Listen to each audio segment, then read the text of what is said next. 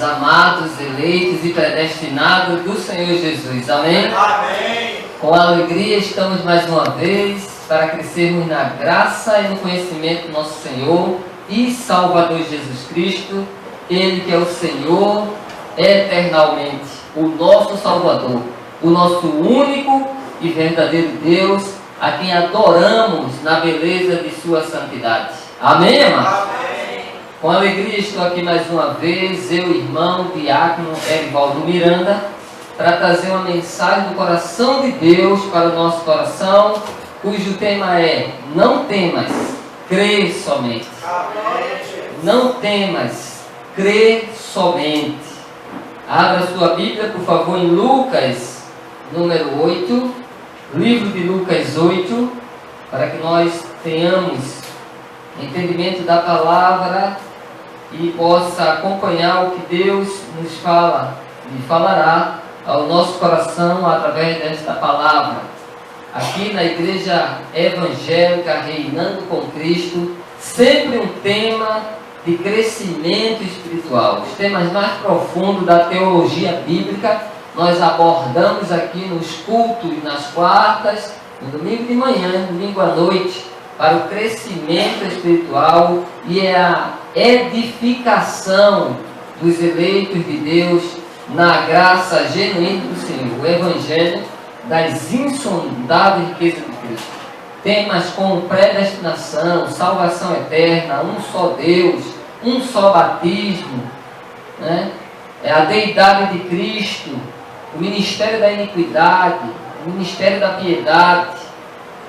Temas profundos, como as duas descendências, filho de Deus e filho do diabo, e tantas outras mensagens extraordinárias, nós aqui na Igreja Reinando com Cristo sempre estamos trazendo uma mensagem para o crescimento espiritual. Então você que queira nos visitar, a nossa igreja é na Rua G, Rua da Caixa d'Água, no bairro Jardim Guararapes, Prazeres, Jaboatão, Pernambuco, Brasil.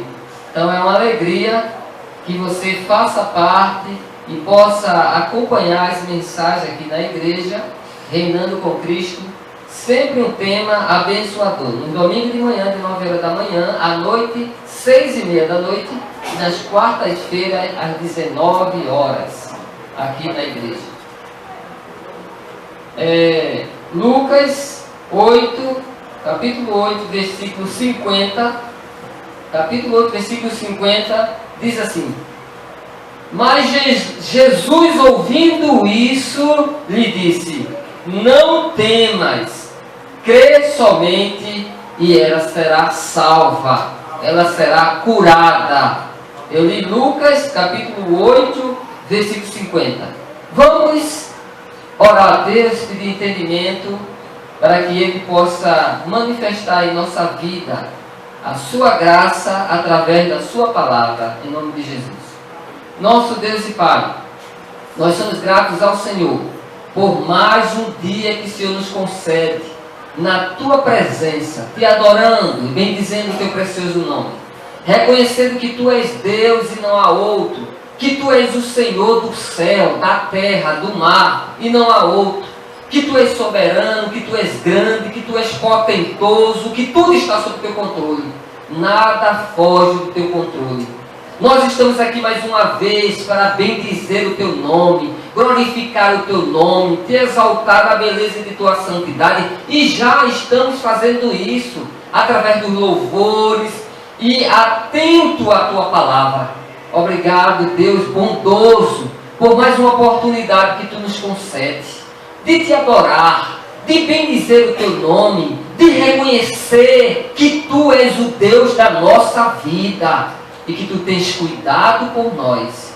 E nós cremos na Tua palavra, porque a Tua palavra é viva e eficaz em nossas vidas. Ilumina os olhos do nosso coração, ilumina os olhos dos Teus ouvintes da palavra, para que eles possam entender e compreender o que vem do Teu coração para o nosso coração.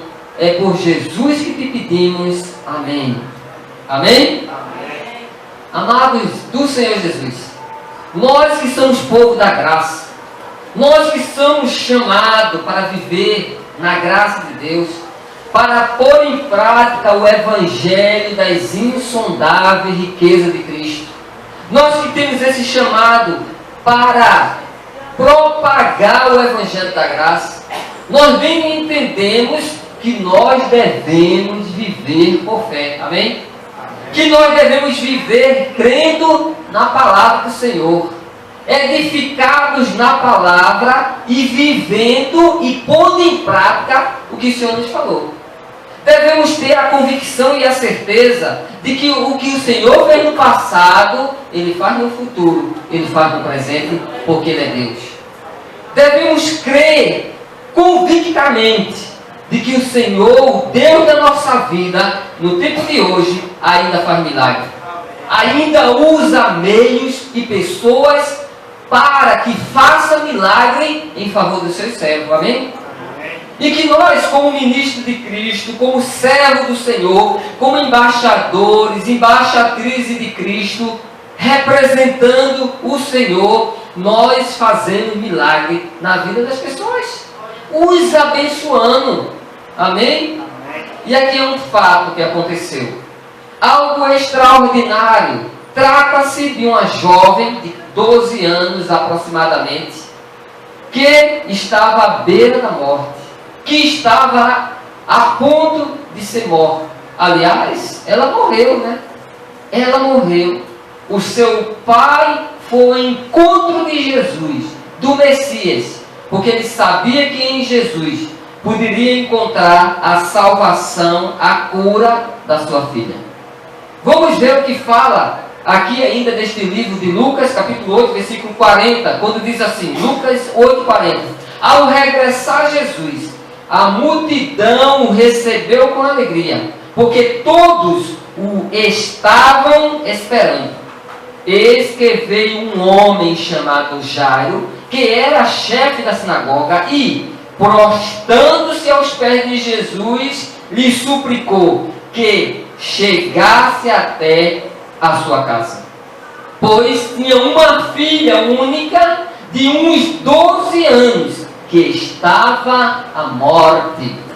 Amados do Senhor Jesus, este homem teve como esperança a ir ao encontro de Jesus. Ele teve uma ação, ele teve uma atitude, ao ver que a sua filha estava à morte, ao ver que não restava esperança a não ser a Deus, ao Senhor, ele foi à busca do Senhor.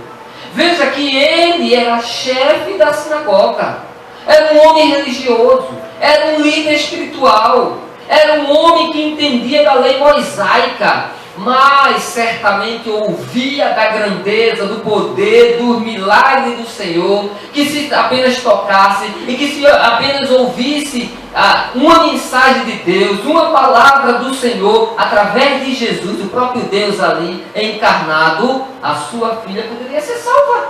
Era um fato, era um acontecimento, era algo que dependia unicamente de Deus. Certamente as pessoas daquela época que poderia curar aquela menina com a medicina alternativa, com chá, com o mato, com a raiz, ele não tinha mais alternativa. Cessou toda a sua alternativa para dar uma medicação para que aquela menina ficasse boa. Não tinha mais esperança, não tinha mais condições. Ela deveria estar com uma doença que a levaria à morte. Uma doença que talvez não tivesse cura. E ele se desesperou, com certeza, a única filha. Ele ficou preocupado, ele ficou ansioso. E foi ao encontro do Senhor. E foi buscar o Senhor para que o Senhor pudesse dar uma palavra. E a sua filha seria curada. Amém? Eu fico pensando se isso fosse no tempo de hoje. Se este homem procurasse os líderes religiosos, se esse homem entrasse nessas sinagogas que tem por aí, nessas seitas que tem por aí, e eu logo perguntar, você é fiel dizimista? Você é fiel ofertante? Se você for, olha, certamente Deus vai curar sua filha. Ou então diria, venda alguma coisa, venda seu carro, venda sua casa e traga aqui, expresse a sua fé, que Deus vai curar a sua filha. Nessas sinagogas, nessas seitas diabólicas, seria assim. Ou talvez procurasse outro lugar que dissesse, olha, confie no santo tal, faça uma reza, faça uma promessa, acenda a vela e ele vai lhe atender. Ou talvez dissesse, faça uma campanha de 7 semanas. Venha buscar aqui a rosa ungida, enfregue na sua filha e ela será curada. Venha para aqui e leve para sua casa o óleo de Israel. Lambuze a sua filha e ela será curada. Talvez dissesse, a água abençoada, a água ungida, dê a ela para beber. Venha, traga a roupa dela que nós vamos ungir aqui. Os falsos profetas fariam assim.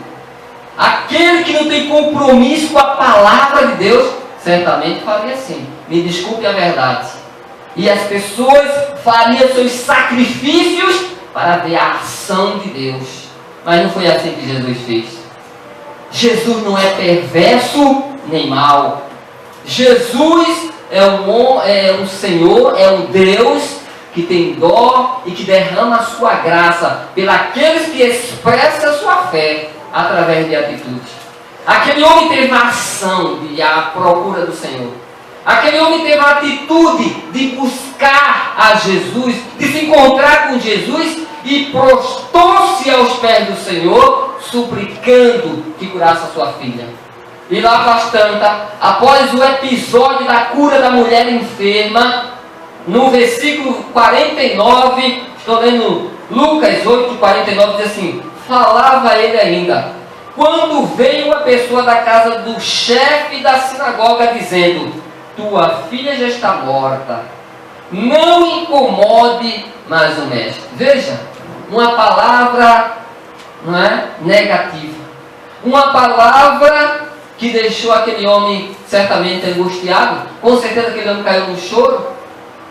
Certamente aquele homem pensou, poxa, se Jesus fosse um pouquinho mais rápido, se ele não se detesse à cura da mulher enferma, se ele não detesse-se a ouvir as pessoas, muitas cenas aconteceram desde o momento de que aquele homem Jairo apresentou-se para Jesus, até vir alguém do chefe da sinagoga. Amém? Jesus disse uma palavra de vida. Jesus disse uma palavra de esperança. Jesus disse uma palavra que reanimou aquele homem. Não temas, crê tão somente. Eu irei curá-la, salvá-la. Em algumas Bíblias diz curá-la, em outras diz salvá-la. Salvá-la daquela situação, salvá-la da morte, salvá-la da angústia, salvá-la da depressão. O Senhor está te falando nesta noite. O Senhor está te falando neste momento. O Senhor vai te curar. O Senhor vai te salvar. Seja lá de quem for. De uma angústia, de um medo, de uma insegurança, de um conflito, de uma desesperança. Há pessoas que precisam ser curadas e salvas da desesperança. São casos que acontecem na sua vida e alguém já disse, ou até mesmo uma pessoa, não tem jeito, eu vou deixar para lá. Não tem mais condição. Outro chega, esquece fulano. Não tem mais condição. Deixa ele para lá. Deixa ela viver a vida dela. Não tem mais jeito. São palavras negativas. São palavras contrárias à palavra do Senhor. Mas o Senhor diz, crê tão somente. Eu irei salvá-la. Eu irei curá-la. Curá-la da dor, da angústia, do medo, da insegurança, dos traumas, dos problemas. Creia tão somente, apegue-se à palavra do Senhor, seja perseverante, não desista. Aquele homem poderia desistir, quando ele visse que a sua filha estava à morte e não tinha mais cura, ele dizia, eu vou ficar por aqui mesmo, não tem mais jeito, não adianta, os médicos dizem que não tem mais recurso, ela não será salva, ela não será curada. Não, aquele homem foi à busca de Jesus. Aquele homem foi se encontrar com Jesus. Versículo 51. Estou lendo Lucas 8:51. Tendo chegado à casa, ninguém permitiu que entrasse com ele, senão Pedro, João, Tiago, bem assim o pai e a mãe da menina. Versículo 52. E todos choravam e planteavam, mas ele disse: não choreis, ela não está morta, mas dorme. E riam-se dele, porque sabiam que ela estava morta. Olha, riam-se de Jesus. E disseram certamente: ele está ficando louco, ela já está morta. Nós entendemos, nós compreendemos. Fizemos tudo o que devia fazer. Já acendemos uma velinha no dedo do pé dela, já catucamos o dedo do pé dela, o pé lá embaixo, tocamos nas artérias para ver se estava batendo, tentamos escutar o coração, mas ela está morta. Tudo o que deveria fazer nós fizemos. É a desesperança. É aquele que diz: não, não tem mais jeito, não tem mais cura, não tem mais condição, é irreversível. Essas pessoas estão afundadas na cachaça. Ele tem que viver assim, deixa para lá. É a palavra negativa, é a palavra contrariando o que o Senhor nos diz. Não aceite, amados. Tu fosse chamado para viver o Evangelho da Graça. Para quê? Crer, confiar, confessar. Aleluia. Vir à tona a fé que está lá, guardada, escondida dentro de ti. Devemos confiar e confessar as grandezas de Deus na nossa vida. Seja perseverante. Amém? Versículo 33. Melhor, 54. Entretanto, ele tomando-a pela mão, disse-lhe em voz alta: menina, levanta-te. Voltou-lhe o espírito, e ela imediatamente se levantou, e ele mandou que lhe desse de comer. Olha, poder sobrenatural. O impossível virando possível, porque é Jesus, é o nosso Deus. Ele falou que nós devíamos crer. Certa vez, em Hebreus capítulo 6, versículo 11, o Senhor, através do apóstolo Paulo, disse: sem fé é possível agradar a Deus. Amém? Não, Jesus nunca disse isso. Jesus disse: sem fé é impossível agradar a Deus. Olha, irmão, vocês sabem o que é impossível? Impossível quer dizer impossível. Sem fé. É preciso ter fé, é preciso acreditar. Isto agrada a Deus. Aleluia. Seja perseverante, confiante no Senhor, sabendo que Ele é soberano. Faz segundo Ele quer, como quer, na hora que Ele quer e quando quer. Precisamos entender isso. Mas devemos ser perseverantes. Devemos estar lá na porta, devemos estar lá no clamor, devemos estar lá na oração, devemos estar lá crendo que Deus há de ouvir as nossas orações. Amém? Aleluia. Veja que palavra o salmista fala no Salmo 38, palavra de confissão, Davi falando. Veja só, 38 de Salmos. Salmos 38, confira comigo. Salmos 38, no versículo 15. Salmos 38, Davi falando, versículo 15 ele diz: pois em ti, Senhor, espero. Tu me atenderás, Senhor, Deus meu. Olha, Davi, no vigor da lei, ele fala uma palavra de confissão. Salmos 38, 15. Uma palavra de confissão. Isto é uma palavra de confissão, irmão. No período da lei, Davi não conhecia a graça, mas falou uma palavra de graça, falou uma palavra de confissão, falou uma palavra de convicção. Pois em ti, Senhor, ele disse, espero. Tu me atenderás, Senhor, Deus meu. Olha que confissão. É no Senhor que devemos esperar. E ele diz ainda nesse versículo, né? Tu me atenderás. É uma confissão. Diga para o Senhor: tu me atenderás. Confie. Espere no Senhor, porque Ele te atenderá. Ele te atenderá. Ele é um Deus bom. Ele é um Deus misericordioso. Ele atende os seus filhos. O Senhor nos vê com amor. O Senhor não é um Deus perverso. Ele não quer o nosso sacrifício físico. Não é isso que Deus quer. Há esses falsos pregadores que dizem, não, tem que dar o dinheiro, prove a sua fé, arranca o último níquel do servo do Senhor, e impõe na cabeça, inculcando os servos de Deus, que para que o Senhor atenda, tem que dar dinheiro. Tem que dar dinheiro para que o Senhor atenda. Os falsos profetas estão aí, né, espalhados, impondo esta mentira que inferniza, me perdoe a expressão, a vida dos eleitos do Senhor. Não, irmãos, devem viver por fé. Sem fé é impossível agradar a Deus. Amém? O salmista, no número 105, escreveu um salmo anônimo, 107 de Salmos 107.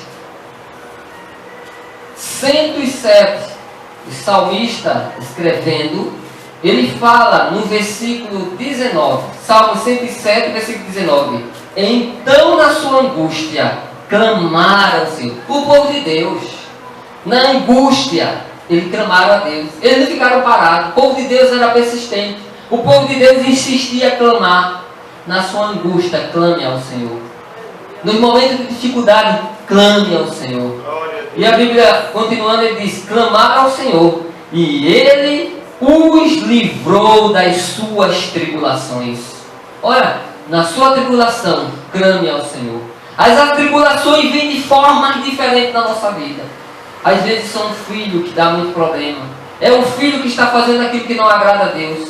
Às vezes é um marido que não agrada. É um marido perverso. É um marido mau. É um marido que espanca. É um marido incompreensível. É um marido ignorante. Às vezes é a esposa. Às vezes são problemas que acontecem na vizinhança, entre a família. Às vezes são causas da justiça. São coisas que aparecem de repente. São conflitos na vida. É um momento de angústia. É um momento onde deixa as pessoas cabisbaixas, angustiadas, deprimidas, ansiosas.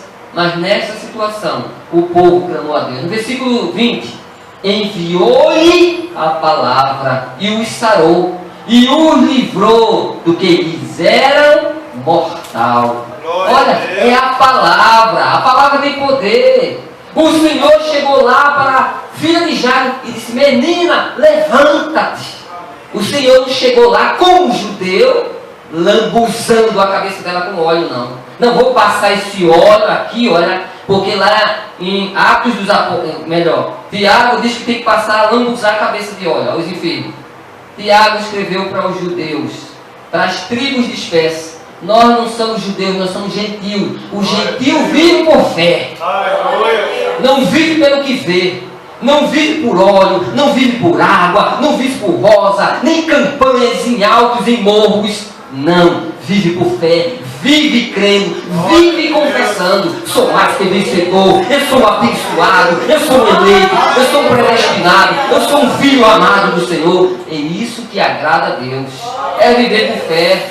O povo, mesmo sem conhecimento, clamaram a Deus, suplicaram ao Senhor, e o Senhor fez, enviou a palavra, e eles foram curados, e eles foram sarados. Amém? Amém. A boa palavra alegra o coração.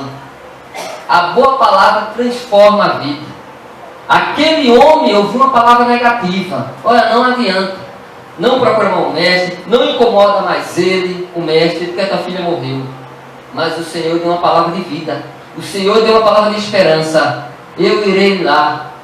Eu vou curá-la. Eu vou salvá-la. Amém? Amém. A palavra de vida anima as pessoas. A palavra de vida os enche de esperança. Em Provérbio número 12, Provérbio 12, versículo 25. Provérbio 12, 25. Diz assim: a ansiedade no coração do homem o abate, mas a boa palavra o alegra. Olha, irmãos, quantas das pessoas estão com ansiedade. E a ansiedade, ela aparece em várias situações da vida. Não pensa que aquela ansiedade, será que eu vou? Será que eu vou conseguir? Será que eu... Não, a ansiedade vem do termo angústia, vem da expressão angústia. E quantas das pessoas crentes anos estão envolvidas, estão dependentes de remédio controlado. Porque as situações em sua vida são caóticas. Deixam seus nervos à flor da pele e vivem na dependência de uma medicação para controlar suas emoções. Precisamos confiar no Senhor. O Senhor sempre tem uma boa palavra para o nosso coração. O Senhor tem uma boa palavra para a nossa mente. Devemos nos apegar com a palavra da esperança. Nós que temos esse chamado para a graça de Deus, devemos nos apegar, pôr em prática através de uma confissão. Deus, eu estou passando por essa situação, mas o Senhor me salvará dessa situação. O Senhor me salvará desta angústia. O Senhor me salvará dessa depressão. O Senhor vai me salvar. Sim, Senhor, Tu vais salvar porque Tu vai curar a minha mãe, porque Tu vai curar o meu filho, porque Tu vai salvar o meu marido, porque Tu vai me salvar dessa situação que me oprime. Confesse, mesmo que seus olhos não vejam, mesmo que as coisas parecem ser adversas e contrárias, nós devemos confiar, nós devemos confessar. Nós que somos povo da graça, irmão, temos que ter uma boa confissão. Amém? Como fala aqui em Provérbios, nesse capítulo 12, no versículo 25, a ansiedade no coração do homem abate. O homem fica abatido, o homem fica angustiado, o homem fica desesperançoso. Mas a boa palavra, tenha esperança no Senhor, confia no Senhor que Ele vai te salvar, crê tão somente, confesse, cante louvores ao Senhor, porque Ele vai te salvar. Amém? Mas Paulo também fala algo muito importante. Muitas das vezes acontecem coisas na nossa vida. Em Romanos 8, Paulo fala algo importante na nossa vida. Muitas coisas acontecem na nossa vida. Muitas das tristezas, muitas angústias. E nesses últimos meses, as angústias apareceram muito aqui na nossa igreja, né? Com a perda do pai de Leonardo, com a perda do irmão Antônio, com a perda do filho da irmã Maria. São momentos extremamente angustiados. São momentos que deixam certamente essas pessoas deprimidas. Também a tia do pastor, né, esta semana, que faleceu. São coisas que acontecem que nos deixam abatidos. Não se pode negar isso. A nossa carne é frágil. A carne é muito frágil. A carne se angustia. A carne sente a falta, né, do ente querido, do apego que tinha com aquela pessoa. As lembranças vêm, a angústia toma conta. Nós precisamos compreender muitas coisas na nossa vida, muito embora a carne não aceite, mas devemos sempre estar lembrando. E quando nós lembramos da promessa do Senhor, o Senhor vai tirando a angústia, vai tirando o medo, vai tirando a depressão, vai tirando a falta de esperança, vai revigorando, vai renovando como a águia e vai transformando a vida, né? E temos visto muitos irmãos tristes, muitos irmãos deprimidos diante dessas situações que aconteceu, que é normal que eles fiquem. Mas Deus sempre tem uma palavra de vida, de esperança para o nosso coração. Apegue-se tão somente a esta palavra de esperança. Mas o Senhor fala através do apóstolo Paulo, um texto muito conhecido em Romanos, no capítulo 8, no versículo 28, quando ele diz que sabemos que todas as coisas cooperam para o bem daqueles que amam a Deus, daqueles que são chamados segundo o seu propósito. Muitas das vezes vem situação na nossa vida para que nós moldemos, para que nós possamos nos adequar aos preceitos de Deus, para que nós possamos ter uma palavra de confissão, para que nós possamos fortalecer os fracos, para que nós possamos saber que a nossa vida está pelo fio e que nós devemos estar na presença do Senhor. Aleluia. Tem como exemplo essas situações para que algo sirva de ensinamento na nossa vida, para que algo sirva de fortalecimento na nossa vida. Deus permite que essas coisas aconteçam. Tudo coopera para o bem daqueles que amam a Deus.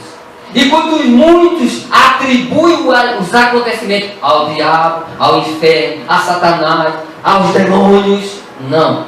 nós atribuímos a Deus, porque Ele tem o controle de tudo. Amém? Paulo fala no capítulo 5, versículo 20 de Efésios. Ele diz: em tudo dai graça, porque esta é a vontade de Deus em Cristo Jesus. Aleluia. Efésios 5, versículo 20. Tudo dai graça, tudo está sob o controle do Senhor, nada foge do controle de Deus. Ele tem o controle de tudo. Nós devemos nos fortalecer em meio às situações turbulentas da nossa vida, as tempestades, se apegando cada vez mais, lembrando das promessas do Senhor. Como se entende quando o filho de Davi, em Eclesiastes capítulo 4, salvo engano, versículo 3 aos 5, ele diz: felizes que morreram, felizes, mais felizes ainda os que não nasceram. Como se entende isso? Como se entende que felizes são os que morreram? A gente vê lá, a pessoa lá, morta no caixão, e a gente, coitadinho, pobrezinho, foi tão cedo, tinha tanta coisa, queria viver, e nós não compreendemos que eles estão mais felizes do que nós. É isso que devemos nos apegar. Felizes, ele está mais feliz que nós. Nós vamos continuar, né? Na depressão, no medo, na insegurança, na violência, na corrupção, etc, etc. E ele descansou no Senhor. Eclesiastes capítulo 4, versículo 3 e diante. Então é isso que nós devemos nos apegar. É isso que nós devemos ter a compreensão. Amém? Em 2 Coríntios 4, vamos rapidinho. Devemos nos atentar naquilo que nós não conseguimos ver. É tão difícil, é muitas das vezes incompreensível. 2 Coríntios 4. Às vezes é incompreensível.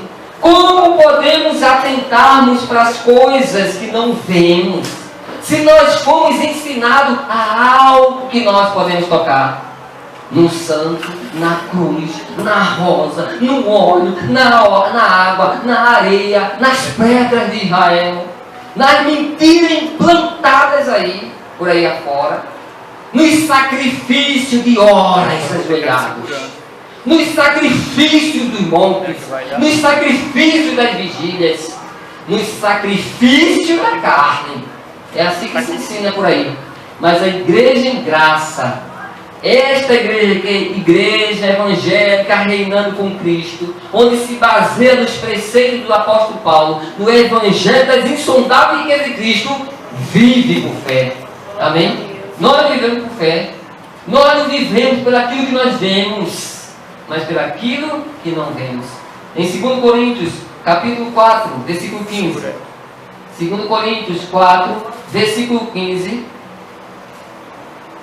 2 Coríntios 4, versículo 15, diz assim a palavra do Senhor: porque todas as coisas existem que o nosso homem exterior se corrompa. Olha, mesmo que se corrompa, nós não estamos livres da corrupção deste mundo, irmão. Em todos os sentidos e áreas, em todos os momentos. É no trabalho, é dentro de casa, é no comércio, é na rua, é na feira. É entre os vizinhos, é entre os familiares. A corrupção permaneia, a corrupção toma conta deste mundo universal. Mesmo que o homem interior, né, se corrompa, quer dizer, lendo de novo o versículo 16, estou lendo 2 Coríntios 4, 16. Por isso, não desanimamos.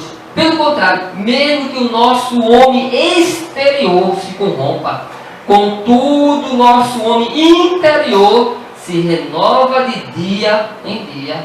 Olha, irmão, o nosso homem interior, que é o espiritual, ele se renova dia após dia através da palavra. A palavra é alimento, a palavra vai renovando, a palavra vai mudando, a palavra vai transformando, e para melhor, para o crescimento, para o desenvolvimento com Cristo Jesus. Dando continuidade aí no versículo 17. Porque a nossa leve e momentânea tribulação produz para nós eterno peso de glória, acima de toda comparação, não atentando nós nas coisas que se veem, mas nas que se não veem, porque as que se veem são temporais, e as que não se veem são eternas. Ele faz aí uma comparação do que é carnal, visível aos olhos carnais, com o que é espiritual.